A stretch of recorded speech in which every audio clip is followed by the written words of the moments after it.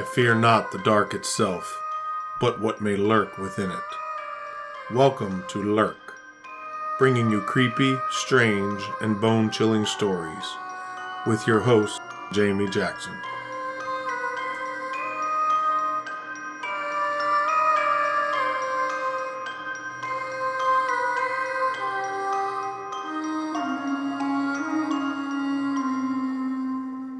Hey Lurkers, welcome to this week's episode. Just a reminder that we have the Lurk Patreon, and for only $5 a month you can get extra episodes, a shout out, and a sticker, plus whatever extra stuff I throw in there. This week for our episode we are going to be hitting the trail again. The haunted trail, that is. This haunted trail series is about creepy stories from along the Appalachian National Scenic Trail that runs from Georgia to Maine and travels through 14 states. It is currently 2,198.4 miles long. It changes length a little each year since sometimes more land is purchased in order to avoid going into a town or to avoid roads or obstacles. We just recently finished up the state of Virginia, only a couple of weeks ago, and even though it wasn't that long ago, I have opted to get West Virginia done as well. As far as mileage on the trail, West Virginia has the least miles with only 4. Despite that, it has quite a few stories because those miles travel through the rich historical area of Harper's Ferry. According to the National Park Service, Harper's Ferry witnessed the first successful integration of interchangeable manufacture, the arrival of the first successful American railroad, John Brown's attack on slavery, the largest surrender of federal troops during the Civil War, and the education of formerly enslaved people in one of the earliest integrated schools in the United States. In 1747, Robert Harper visited the area where the Potomac and the Shenandoah rivers met. At the time, the area was known as the Hole. Harper purchased the existing ferry from Peter Stevens, built a mill, and ultimately improved the ferry service. Harper's original cabin was lost in a flood, so he built his new home high above the floodplain. Also of important note, the Harpers were heavily taxed in 1775 by the British, who were trying to fund the expensive French and Indian War. During the Revolutionary War, it was hard to find workers, so Harper was forced to do most of the work on the house himself, but eventually his health began to fail. The Harpers made a boatload of money with their ferry service. Fearing roaming bands of thieves and not wanting to be taxed heavily, Robert Harper told his wife Rachel to bury all their gold and to tell no one where it was located. Harper ended up dying before his house could be finished. Mrs. Harper tried to finish the house herself, but fell from a ladder and was killed instantly, taking with her the secret location of the gold. Now, I will tell you, there are some sources that say Mrs. Harper died first, and then Mr. Harper died after her from illness. Either way, the Harpers are dead. During the 1800s, the house was rumored to be haunted, and the locals were afraid of it. People have claimed to see an old woman dressed in 18th century clothing, looking out the upper window with her gaze fixed upon the garden. Perhaps it is Mrs. Rachel Harper keeping watch over the family gold. Mr. Harper is also thought to be haunting the house. Though no ghostly apparitions of Mr. Harper have been seen, those who are more sensitive have felt a male presence in the house. The Harper house is located at 107 Public Way, in case you wanted to check it out. Next to the Harper house is the Wager House, or Marmion Hall. The house was built in 1832 to 1834 by James B. Wager to be the main dwelling for his family, who were amongst the wealthiest citizens. Then, in 1847, the house was purchased by local Dr. Nicholas Marmion, who renamed the property Marmion Hall. The house witnessed the Civil War and was one of the few structures that was not abandoned. the Marmion family stayed throughout the entire Civil War and endured the fighting. The property was eventually acquired by the Park Service and used to house guests and researchers. Many visitors claim to see 3 different apparitions. One is a very handsome man wearing a brocade vest, seen at the top of the servants' stairs, and he has a menacing glare. Witnesses notice his vest, top hat, and walking stick. One woman thought he was a park employee and called out a greeting to him. He grimaced at her as she started to walk towards him, asking what he was doing in the house. His face looked angrier and she became frightened. She decided to go to her bedroom, but didn't want to get trapped there, so she opened the door to her balcony and felt a sensation like a fist coming down on her shoulder. She stumbled and caught herself, and when she turned around, the man was gone. One woman claimed that when she was fleeing the apparition, something shoved her from behind. The second ghost seen at the house is also seen on a staircase. A woman wearing a long gray hooded cloak is seen standing at the curve of the hall staircase. Sometimes her hood is up and she looks down the hallway. She holds the hand of a little girl about the age of 8 years old. The little girl is dressed in traveling clothes from the 1800s. The woman and girl typically vanish right before your eyes. And the third apparition is usually spotted in the living room. One visitor to the house woke up from a nap to see a man dressed in 19th century clothing walking across his room with a man slung across his shoulders.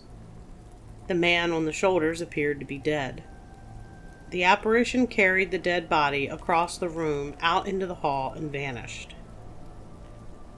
The home is no longer used for guests, but now houses the park's library. Next up is the Iron Horse Inn on Potomac Street. The building was built in 1799 as home to the first superintendent of the U.S. Armory in Harper's Ferry. During the Civil War, it housed both Union and Confederate soldiers at different times.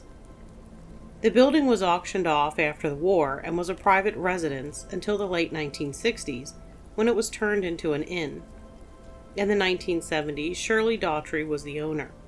Her daughter-in-law and son were closing up for the night one night, and as the daughter-in-law was upstairs changing clothes, she heard the door begin to shake violently, then heard the sound of something falling down the steps.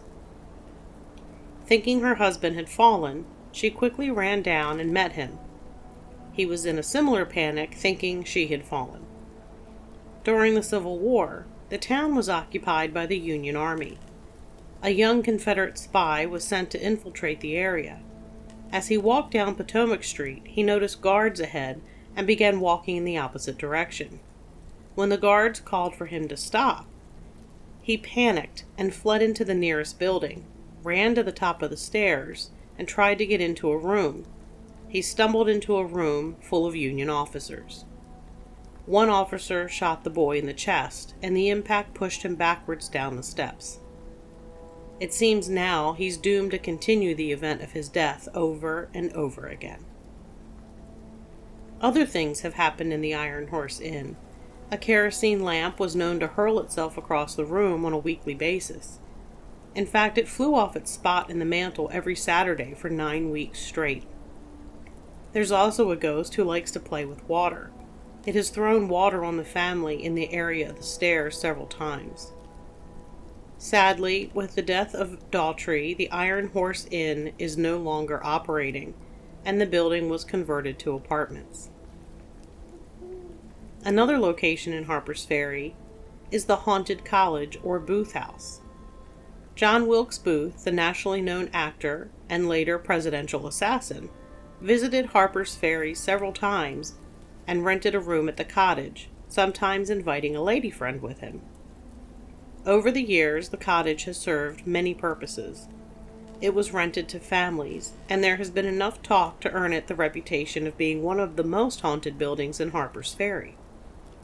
Vince Wilson, paranormal author, rented the cottage, and while there, heard footsteps, sounds, had physical sensations, heard singing, and people talking. Some have said they feel something pulling their hair or have their clothing tugged. Shadowy figures have been seen, and objects have been seen moving on their own. Today, the property is used as an Airbnb rental associated with the KOA campground located right next door. I have personally visited the haunted cottage myself and was able to record a couple of EVP. The first one has some garbled things in it, but nothing is too clear. I'm going to play that for you now.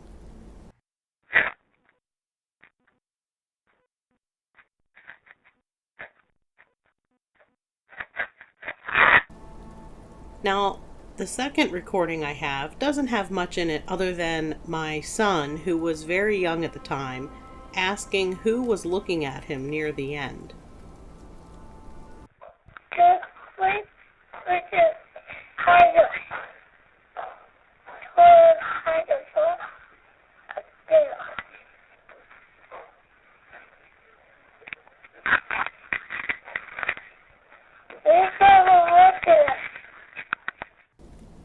The Booth House, if you're interested, is located at 43 Old Taylor Lane. And of course, you are welcome to find it on Airbnb and rent it yourself for a night. And of course, you can't visit Harper's Ferry without hearing about the infamous John Brown. John Brown was a radical abolitionist. An abolitionist, if you're not sure, was someone who sought to abolish slavery, or get rid of it. John Brown was originally from Kansas, but traveled the country inciting fights. He was so passionate about his cause that even his followers thought that he was a madman. In 1859, John Brown came up with the idea to seize control of the armory in Harper's Ferry and arm slaves throughout the region. He expected to end up with an army of slaves who would come to Harper's Ferry and rally around him. Brown and his men, about 15 to 20, planned their attack in a farmhouse across the Potomac River. They collected weapons that included pikes, sledgehammers, and crowbars. Brown, though passionate about his cause, was not well organized and kept changing his plans. On October 16th, Brown and his men, including his sons and 4 black men, launched their attack. They seized slaveholders as hostages. They cut the telegraph lines and captured a Baltimore and Ohio passenger train. Raiders shot at the bridge night watchman and mortally wounded the baggage master, who was a freed slave. He ended up dying. By early the next morning, John Brown and his men were holed up inside the armory. The townspeople, many of whom were furious over the death of the freed slave, surrounded the armory building and cut off Brown's escape route back across the river. Brown, his men, and their hostages moved to the firehouse, a smaller building that later became known as John Brown's Fort. Shooting ensued. Washington, D.C. sent Marines that entered the building and ended the raid. 4 townspeople and 10 of Brown's men were killed. John Brown was wounded and captured and tried and eventually hung in Charlestown, West Virginia. It's said that his eyes continued to shine even after his death, which terrified the onlookers so much that candle wax was poured on his eyes. And just so you know, I really watered down the whole John Brown raid because this is a ghost podcast and not a history one. If you're interested in the whole story, look it up, but I gave you a basic outline of what happened. But with all the violence and such a crazy maniac, is it surprising to hear that people claim to see a white-haired man with a small black dog walking around town? Tourists take this man's photograph, noting his resemblance to John Brown, but he never shows up in their photos. The figure walks down the street to the door of the fire engine house, where he vanishes. Voices and gunfire have been heard coming from inside the firehouse on the anniversary of the raid, and apparitions of the raiders have been seen as well. One of John Brown's raiders was a freed slave named Dangerfield Newby, and he was the first raider killed that night. He was freed by his white father and had a wife and kids still in slavery in Warrenton, Virginia. Newby joined John Brown in order to try to free his family. During the raid, there was little ammunition for guns, so the townspeople fired anything they could, like 6-inch spikes. One of those spikes struck Newby in the throat, and he was killed instantly. The townspeople took the body and stabbed it repeatedly, then left the mutilated body in the alley to be eaten by hogs. In what is known as Hog Alley, there is a man seen dressed in baggy pants and a slouch hat, with a gash across his throat. Not an apparition I would like to come across. Moving now to a time before the Civil War, the Harper's Ferry Railroad was built in 1833, linking the town with the east part of the tracks. It passed through the armory yard where old sheds stood. The poor people of the area used the abandoned sheds as shelter. Jenny was such a woman, who was down on her luck, who lived in one of these sheds. One chilly night she got a little too close to the fire, and her dress caught on fire. She panicked and fled the shack, running down the railroad tracks. She was struck and killed by the night train. Today, engineers do not like coming through Harper's Ferry on misty nights, because they sometimes see a ball of fire emitting unearthly screams. They try to stop the train, but never in time. There's a bump, but when they stop to investigate, there's nothing there.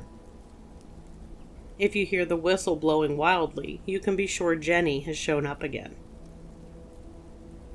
And then on the hill above Harper's Ferry sits St. Peter's Catholic Church, accessible only by a steep set of steps. St. Peter's was the third church in town and built in the early 1830s on land donated by Robert Harper. It was restored and enlarged in 1889 and has been in continuous service since the renovation. It was the only church to survive the Civil War intact. During the Civil War, Father Costello remained behind to attend his church. He would raise the British flag from the steeple whenever the armies would shell the town from Maryland Heights. Both sides, fearing international incident, would fire on another target. During the war, the church was used as a hospital, and Father Costello cared for the wounded. One wounded soldier, a young Catholic boy, was comforted by the fact that he was going to be cared for in a church. He remained in the yard until evening because his wounds weren't as bad as others. He grew weaker, and as he was carried into the church across the threshold, he said, "Thank God I'm saved," and he died. People say some nights they see a glow on the threshold and hear a weak voice whisper, "Thank God I'm saved." And sometimes in the evening around dusk, visitors say they pass the church and they meet an old priest coming from the rectory wearing a black friar's hat. They stop to speak, but the father never returns their greetings. They watch him as he turns and walks right through the doorless wall into the church. In 1798, the new nation was in danger of a war with France, and troops were sent to Harper's Ferry under General Pinckney. They camped on the ridge around the bend of High Street, now called Camp Hill. Because no war developed, the soldiers were bored, so in the evenings they treated the town to a parade.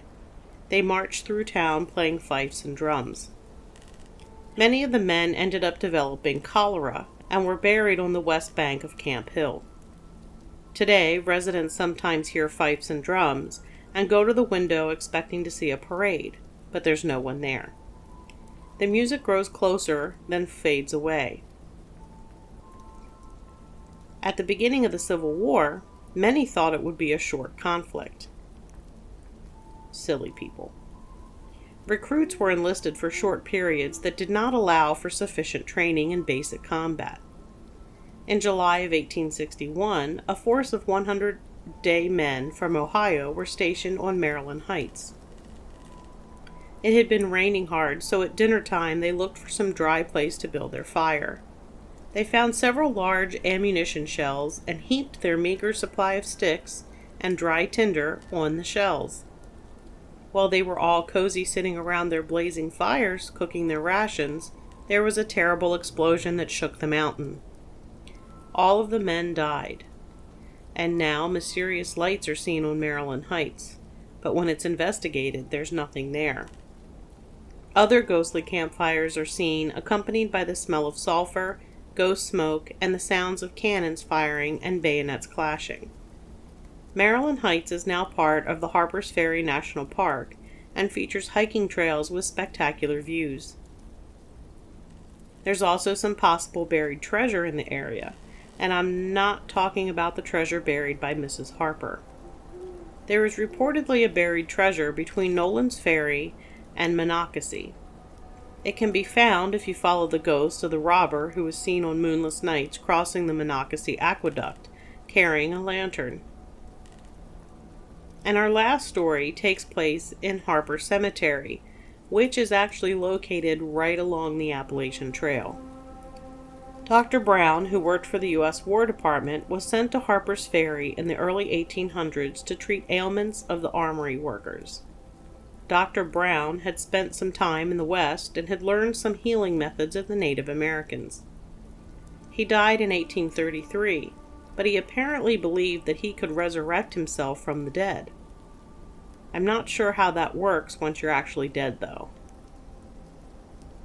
His will stipulated that he had to be buried in Harper Cemetery, standing upright in his casket with his head above the ground. The casket was to have a glass window for his head. He left money for 2 men to attend his grave for 9 days and nights, around the clock, to be there to assist him when he was resurrected. But the 9 days and nights passed with no resurrection. His hired help left, and no one bothered to rebury Dr. Brown's body, so he was left standing with his head above the ground. The glass window eventually broke, and his head became detached from his body. Legend says the local kids used his head as a kickball. The skull was allegedly taken by someone and kept. There have been a handful of paranormal investigations in the area with some EVPs and strange temperature anomalies. But keep an eye out when you hike past the cemetery. You may see Dr. Brown roaming around looking for his missing head. That's going to do it for this episode of Lurk and the latest installment of the Haunted Trail.